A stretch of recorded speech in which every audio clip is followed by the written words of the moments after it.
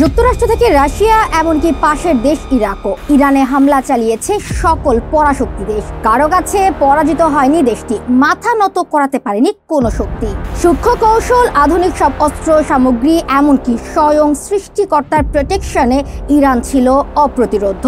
নাকানি চুবানি খেয়ে ফেরত যেতে হয়েছে শত্রুকে প্রতিটি বার। বাজ নিউজের আজকের ভিডিওতে জানবো ইরানকে কেন ভয় পায় পশ্চিমা রাষ্ট্রগুলো, কেন সরাসরি হামলা চালায় না কোনো দেশ, কেনই বা ইসরায়েলে 200 মিসাইল হামলার পরেও নিশ্চুপ রয়েছে নেতানিয়াহুর দেশটি।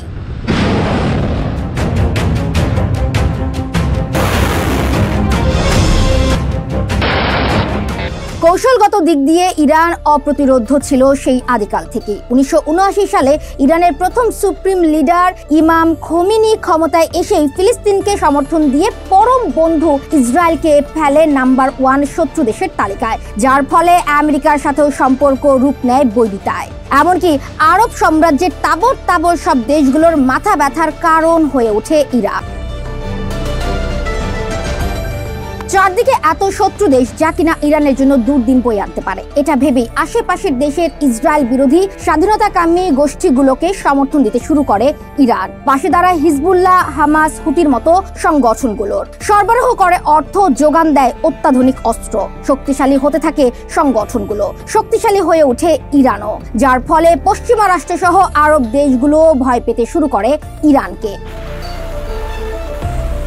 অত্যাধুনিক অস্ত্র, গোলাবারুদ কিংবা ক্ষেপণাস্ত্রের দিক দিয়েও অপরাজেয় ইরান। অনন্য যুদ্ধ কৌশল এবং অস্ত্রে সমৃদ্ধ এই দেশ এখন কাঁপন ধরায় শত্রুর বুকে।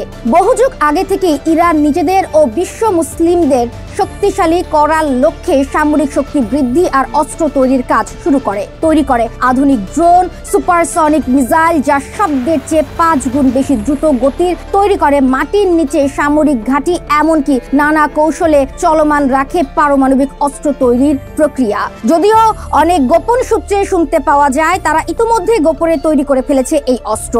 ইরানের কৌশল এতটাই শক্তিশালী যে রাশিয়ার মতো পরাশক্তির দেশও যুদ্ধ করতে এসে ফিরে গিয়েছিল বন্ধু হয়ে। ইরানের জন্য সবচেয়ে গর্বের বিষয় হলো ইরানের ব্যালিস্টিক ক্ষেপণাস্ত্র আর সামরিক ড্রোনের মতো মারাত্মক সব অস্ত্র এখন রপ্তানি হচ্ছে বিশ্বের বিভিন্ন দেশে।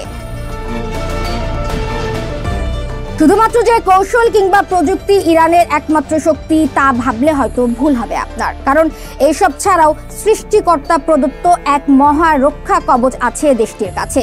ইতিহাস বলে 1980 সালে ইরানের সাথে যখন ইরাকের দা কুমড়োর সম্পর্ক, ঠিক তখনই ইরাক ইরানের উপর আক্রমণ করার পরিকল্পনা করে এবং দখল করতে চায় ইরানের সম্পদ ও গুরুত্বপূর্ণ সকল শহর। কিন্তু ইরাকের এই পুরো প্ল্যানে পানি ঢেলে দেয় ইরাক এবং ইরানের মাঝখানে দাঁড়িয়ে থাকা জাগ্রস নামে এক পর্বত। প্রায় 2 বছর চেষ্টা করেও ইরানে পৌঁছাতে পারেনি ইরাকি বাহিনী। ফলস্বরূপ ইরানের এক পর্বতের কাছেই হার মানতে হয় ইরাকিদের। দেশটির অনন্য এই পর্বতটিকে এখনো ন্যাচারাল প্রোটেকশন হিসেবেই আখ্যা দেয় বিশ্ববাসী। এই পর্বতগুলোর জন্য কোনো দেশ সাহস পায় না সরাসরি হামলা করতে।